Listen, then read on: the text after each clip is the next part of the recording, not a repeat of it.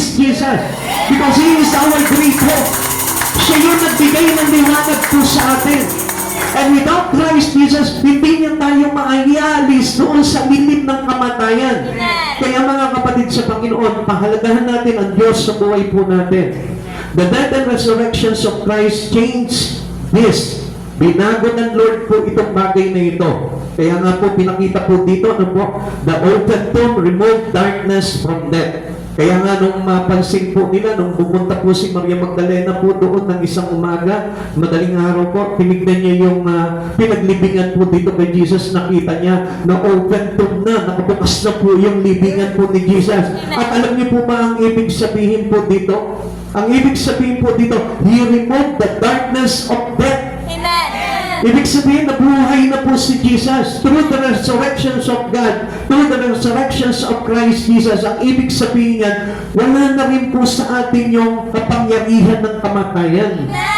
So ano sabi niya po dito? Nasaan na kamatayan ang iyong kamandag? So kung titignan po natin dito, because of Christ Jesus' resurrection, may pag-asa na po tayo na tayong mga nananalig sa Kanya, mamatay man po tayo, ay muli tayong bubuhayin ng ating Panginoon. Ang sabi pa po dito, sun shining into the tomb lighted death for us all. Ano pong nangyari po dito? Nung inopen po nila yung malaking bato na nakaharang po doon, inopen po ng anghel, ang nangyari po dito, suminag po yung malakas na liwanag doon sa grave na yon. Kaya ano po ba ang pinapahayag po sa atin po dito? John chapter 11 verse 25 to 26. Sinabi naman ni Jesus, ako ang muling pagkabuhay at ang buhay. Ang nananalig sa akin kahit mamatay ay muling mabubuhay. Sino mang nabubuhay at nananalig sa akin ay hindi na mamamatay. Pwede naman po na mabuhay si Jesus without open that big rock na nakaharang po doon. Amen? Pansinin nyo, bakit kailangan pa na ipakita sa tao na bukas yung yungib na yun? Bakit kailangan nakagulong pa yung malaking bato na nakaharang doon? Para ipakita sa atin na na-overcome niya na yung grave para sa atin. Open na tayong makakalabas sa kamatayan. Open na tayong malaya na tayo na makakaligtas doon sa kamatayan na yun. So, pwede naman, kung iisipin natin, pwede naman na ipakita ng Diyos doon na nakasara yun, tapos wala na si Jesus po doon. Pwede po yun, because sabihin po natin, makapangyarihan ng Diyos eh. Pwede niyang gawin yun. Pero, ipinakita niya talaga sa lahat, especially doon sa kanyang alagad na nagpunta po doon, nakita po nila na open grave po yun. Amen. Ang ibig sabihin po noon, there's no power of death upon every believers of Christ. Wala na po, wala na po yung kapangyarihan ng kamatayan. Amen? Wala po bang palakpakan na ating Panginoon po ito? Diba? As we see, nakita po natin kung gaano po ka-greatness, ang greatness ng Lord sa buhay po natin. Ginawa niya po yung bagay na yun. Hindi niya para baga pinakita lang na, sige, okay, iligtas ko na kayo. Kundi talaga, yung ganda ng proseso ng Panginoon, parang ganun din po yung ginawa niya sa atin. Para masikatan tayo ng liwanag, tinanggal niya lahat ng nakabarat po sa atin. Yung mga malalaking bato po na nakaharang po sa atin, na maglalagay po sa atin para patuloy po tayong marimlan, tinanggal po ng Panginoon po sa buhay po natin yun. Jesus overcame the death at every meeting. Tingnan niyo po pinakita niya rin po sa Biblia yung kanyang mga binuhay. So, which means marami po talagang kahulugan ito sa buhay po natin. Una, He overcame the death of Jairus' daughter. Ito pong anak po ni Jairo, Nung pong pinuntahan po ni Jairo, ito po si Jesus, nakiusap siya na yung kanyang anak. Kasi mayroon pong matinding karamdaman, kaya lang, nung pagdating po ni Jesus doon, iniiyakan na, tinatangisan na ng mga tao. Pagdating ni Jesus doon, ang sabi niya doon sa mga tao, bakit kayo na matangis? Buhay ang bata, huwag kayong umiyak. So, ang nangyari po nito, biglang po tumayo yung bata, nabuhay. So, anong ibig sabihin po dito? There is no power anymore to those who believe in Christ Jesus, the death. Wala na yung kamatayan, wala nang kapangyarihan po sa atin yan. Basta mayroon na tayo, Jesus, nananalig na tayo kay Jesus. Wala na tayo sa lilim ng kamatayan. Amen. Another meeting. na pinakita po sa atin ni Jesus po dito. He overcame the death of the son of the widow in Nain. Noong po naglalakad po si Jesus doon po sa lugar ng Nain, nakasalubong niya po dito yung paglilibing po dito sa anak po nitong widow na ito na binata. So iyak po itong balo na ito at nahabag po si Jesus.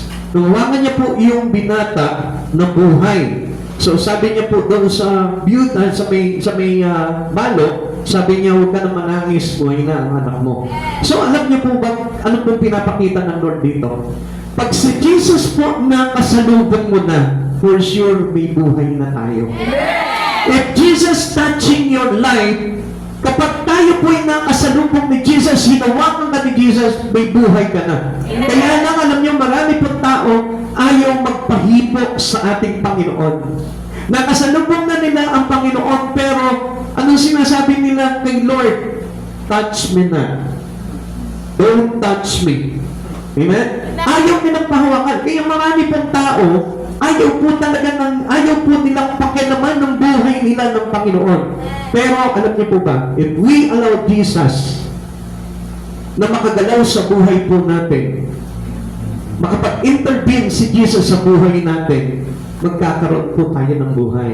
There's no impossibilities on it. Makikita po natin na kayang gawin ng Diyos na yung dating masamang pamumuhay mo, kaya niyang baguhin. Meaning you have already the life that coming from Jesus. Dati ang akala natin buhay tayo eh. Pero alam niyo po mga kapatid sa Panginoon, hindi tayo magkakaroon ng buhay if we still doing that evil things in life. Kapag patuloy po natin ginagawa yung kasamaan na nakamulatan po natin sa mundong ito, hindi po tayo mayroong buhay. Kaya lang tayo magkakaroon ng buhay if we receive the righteousness of God. Kapag yung liwanag ni Kristo, which means the righteousness of God, bumalot sa buhay po natin, doon naman po tayo magkakaroon ng buhay. Amen. He also overcame the death of his friend Lazarus. Now, itong maganda dito. If you wish to be a friend of Jesus, wala ka nang aalalahanin pa. Amen. You can also overcome the death. Kaya nung time na yun, 4 na araw na po na nakalibing po itong si Lazaro dahil sa kaibigan po niya si Jesus. Nung pagpunta ni Jesus po doon, isang command lamang po ni Jesus, Lazarus, rise up, lumabas ka dyan, mabuhay ka. Lumabas si Lazaro, buhay na buhay. Wala po yung marka ng kamatayan po sa kanya. Ganyan din po tayo. If we are a friends to Jesus, kung tayo po yung kaibigan ng ating Panginoon, wala po tayong aalalahanin sa kamatayan sapagkat ang Diyos na ito ang magbibigay sa atin ng buhay na walang hanggan.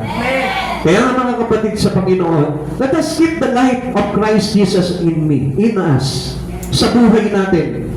Lagi po natin i-treasure po yung liwanag na yun. At huwag po natin hayaan na marimlan muli tayo upon receiving the light of Christ Jesus on us. Ikatlo, Christ gives light to those who need direction. Mabilis naman po ito. Mga kapatid sa Panginoon, marami po sa atin na ang akala po natin yung ating daan ay tungo na po sa kaligtasan. And without Christ Jesus, there is no such good direction.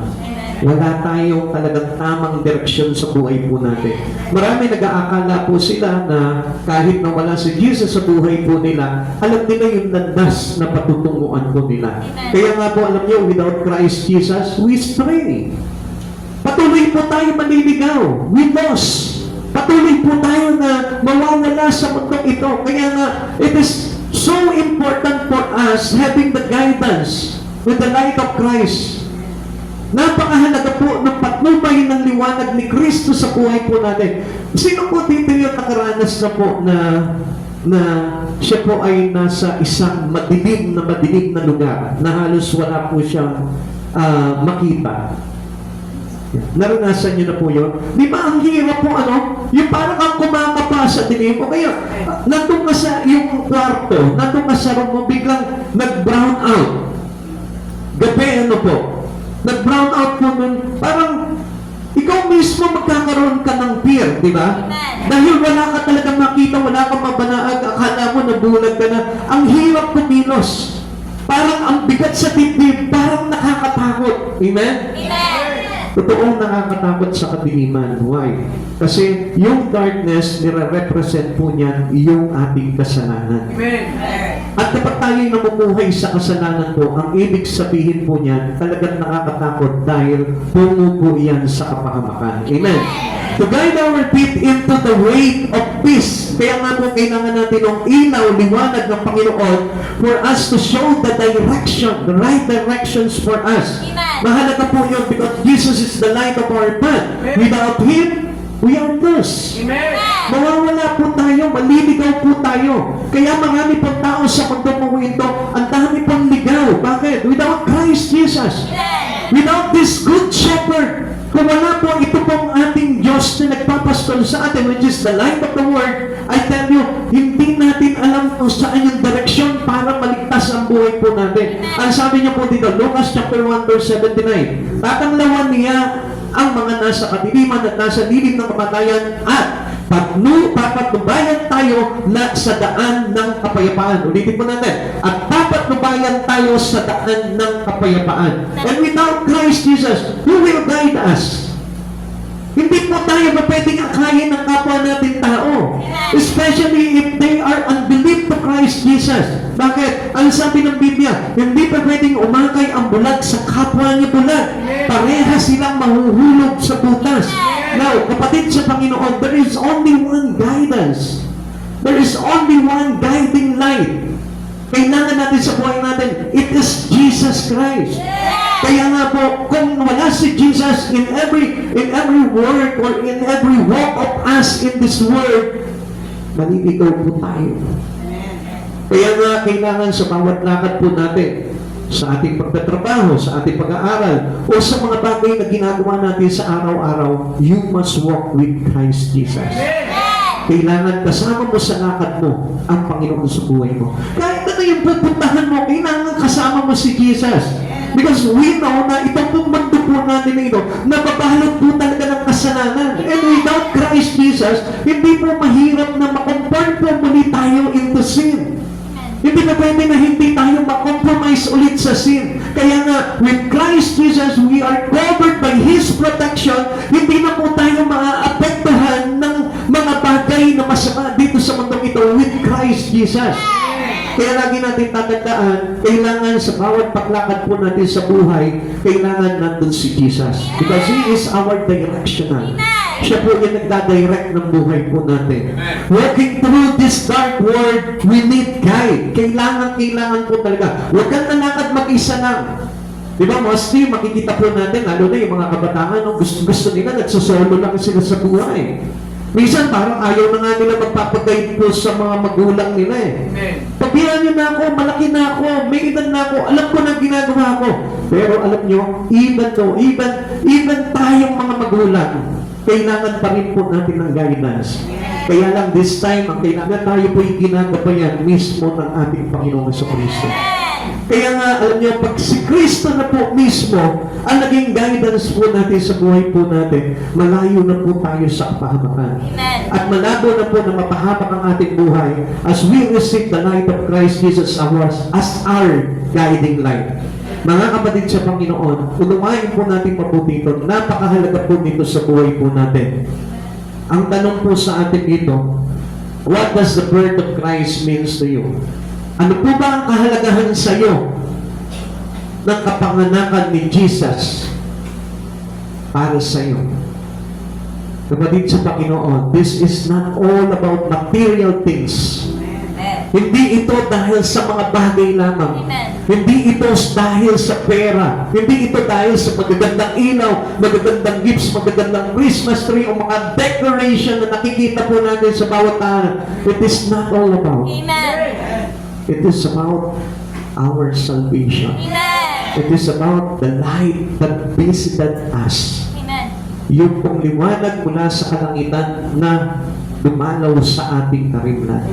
Kaya this time, mga kapatid sa Panginoon, is Jesus just a reason for the season? Or is Christmas just another religious holiday? Kapatid, kung isi-celebrate mo lang itong Christmas na ito, along with your family, without Christ Jesus, you're truly wrong. Totoong nasa mali tayo. Kung isa-celebrate mo lamang po itong Christmas na ito, kasama mo yung mga kaibigan mo without Christ Jesus, it is nonsense celebration. Amen. Walang saysay na celebration po yun, na pagdiriwang po yun. Kung wala si Jesus as the center of our focus. Amen. Kung halimbawa isa-celebrate mo itong Christmas na ito, nang wala si Jesus sa puso mo, hindi ito totoong pagdiriwang ng Kapaskuhan. Sapagkat ang totoong Kapaskuhan ay dapat ipagdiriwang ng kasama si Kristo sa buhay po natin.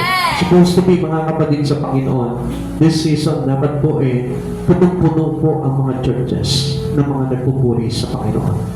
Because the reason for this season is no other than Christ Jesus. Amen. Kaya mga kapatid sa Panginoon, huwag po nating ugaliin yung mga nakasanayan natin ng araw. Maling nakasanayan po natin ng araw. Nagpapakasaya lamang po tayo sa pamamagitan ng mga material na bagay na meron tayo. At this time, let us celebrate this Christmas having fun with Christ Jesus. Yung nag-worship ka sa Lord, ang sarap ng pakiramdam. Itong Kapaskuhan na ito, yung nagpupuri yung kaluluwa mo kay Jesus, yun yung pinaka-the best gift that we ever give to God. Amen. Come on, kapatid sa Panginoon, nasanay tayo that every Christmas, tayo yung tumatanggap ng regalo. And this time, alam niyo, ang pinakamaganda po dito, tayo naman yung magbigay ng regalo sa Panginoon. You know why? Dahil the best gift that we ever had in our life was being with us already. Amen. We had that best gift from Christ Jesus, which is our salvation. Natanggap na po natin yung napakagandang regalo ng Diyos. Hindi po yung pera, hindi po yung mga material na bagay, kundi yung salvation mo, yung kaligtasan mo. Ibig sabihin, mayroon na tayong access para tanggapin tayo doon sa kalwalatian ng Diyos. Kaya nga, alam nyo, this Christmas season, ang sarap na tayo naman yung magbigay sa Panginoon. Magbigay ka ng papuri sa Lord. Magbigay ka ng anong pambagay na pagpapalik mo, pagsasauli mo, ng pagpaparangal at pagpapasalamat mo sa Panginoon. That was the best thing that we can do this Christmas. Yun yung pinakamagandang maibibigay mo sa Lord. Yung pagkasakasama mo si Lord, si Jesus, Amen. sa araw na ito. Dahil ang Diyos ang totoong dahilan kung bakit mayroon po tayong kaligtasan. Amen. Christ want to bring you light and light. Ang Diyos nito gusto kang bigyan mo ng liwanag at ng buhay. Light for your darkness. Light when that shadow falls across your way.